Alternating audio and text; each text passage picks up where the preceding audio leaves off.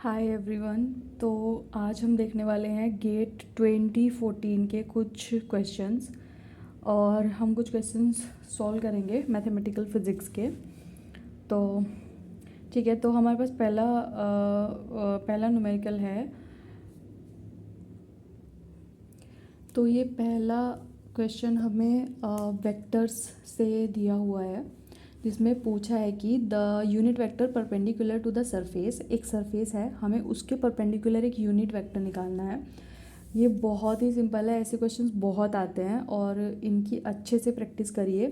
पहले तो ये देखिए कि हमारे पास सरफेस क्या दिया है। हमने उस सरफेस को लेट से हमने उसको एफ़ कंसीडर किया और एफ़ हमें गिवन है X square plus Y square Z square minus 3, और इसे हम इक्वल टू ज़ीरो करके लिख देंगे।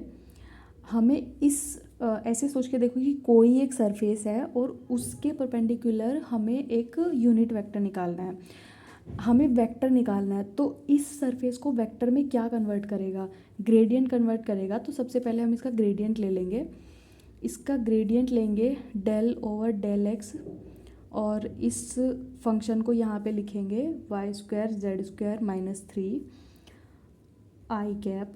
फिर ऐसे ही हम इसे y के रिस्पेक्ट में इसका डिफ्रेंसिएशन करेंगे, plus Y square plus Z square minus 3, और साथ में आएगा जे कैप। फिर सिमिलरली हम इसे z के रिस्पेक्ट में इसका पार्शियल डिफ्रेंशिएशन करेंगे।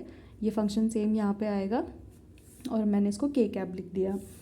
ठीक है, तो इसे हमें ग्रेडियंट लेने से हमें एक वेक्टर मिल जाएगा। ये सरफेस जो हमें दिया हुआ है ये एक वेक्टर में कन्वर्ट हो जाएगा। अभी इस वेक्टर को मैं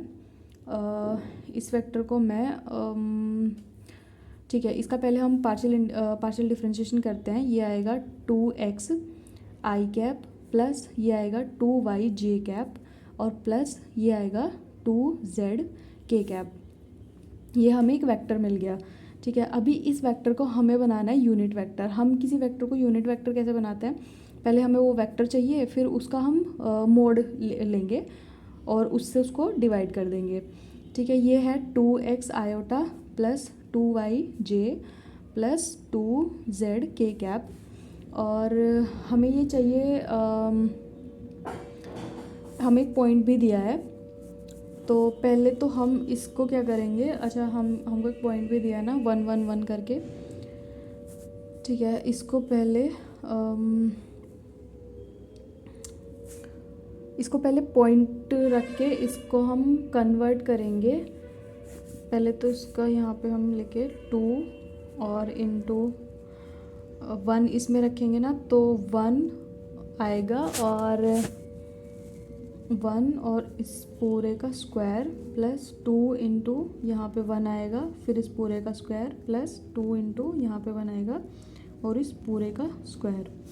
तो हमने इसमें 1 रखा, यहाँ पे हम लिख देंगे एट पॉइंट 1 1 1। तो ये आएगा 2 आयोटा कैप प्लस 2 जे कैप और प्लस 2 के कैप, और डिवाइड बाई ये बनेगा 4 प्लस 4 प्लस 4। तो ऊपर वाला वेक्टर एज इट इज़ और नीचे आएगा ये 12 हो गया। इसे हम लिखेंगे 2√3 और ऊपर से हम 2 कॉमन ले लेंगे, तो आयोटा प्लस आयोटा नहीं आई जे के कैप बचेगा। ठीक है, तो ये हमारे पास आंसर आता है आई प्लस जे प्लस के कैप अपॉन √3। ठीक है, ये हमारा वो यूनिट वेक्टर है जो किसी सरफेस के परपेंडिकुलर है। देखो कैसे याद रहेगा क्वेश्चन में कि हमें इसका क्या करना है। ये हमें क्वेश्चन दिया सबसे ज़्यादा, ये बहुत ईजी है करने में, हमें प्रॉब्लम आती है इसको पहचानने में।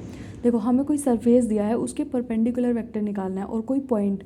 सोचो कि ऐसे कोई सरफेस दिया है, कुछ भी, वो कुछ भी हो सकता है। ये मैंने इसे एक रैंडम बना दिया। समझ लो कि ये वाला जो इक्वेशन है ये इस सरफेस का है, इसके परपेंडिकुलर वेक्टर चाहिए।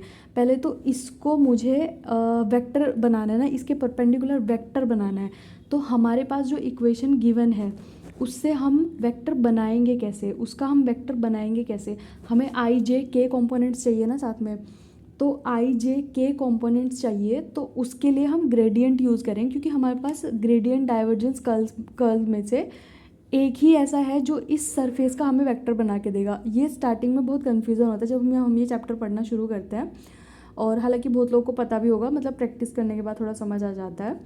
ठीक है, तो इसका ग्रेडियंट लेने के बाद हमें एक वेक्टर मिलेगा। फिर आगे सिंपल है, यूनिट वेक्टर कैसे बनेगा, उस वेक्टर को लो, उसका मोड लो और उसके मोड से उसको डिवाइड कर दो वेक्टर को, और जो पॉइंट दिया है उन पॉइंट्स को हम यहाँ पे एक्स वाई जेड में पुट करके उससे हम अपना ये वेक्टर निकाल लेंगे उस गिवन पॉइंट पे। So that's it. एंड ये वेक्टर्स चैप्टर से है, और ये क्वेश्चंस बहुत सारे बहुत आते हैं इसमें। बस ये याद रखना है कि हम कैसे उस दिए हुए सरफेस को वेक्टर में कन्वर्ट करेंगे, और फिर हम कैसे उससे यूनिट वेक्टर निकालेंगे।